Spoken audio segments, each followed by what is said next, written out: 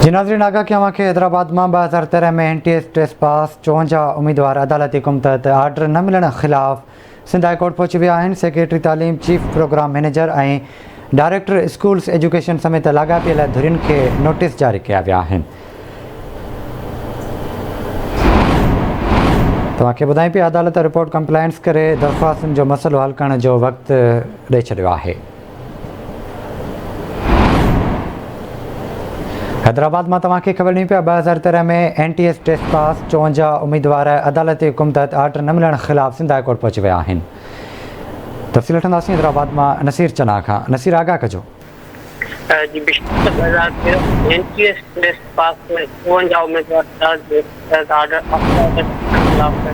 Sindh high court पहुची विया आहिनि। अदालत सेक्रेटरी तालीम ऐं डायरेक्टर स्कूल एजुकेशन समेत लाॻापियल धुरियुनि खे नोटिस जारी करे रिपोर्ट कंप्लायंस करे दरख़्वास्त गुज़ारण जो मसइलो हल करण जो हुकुम ॾिनो आहे।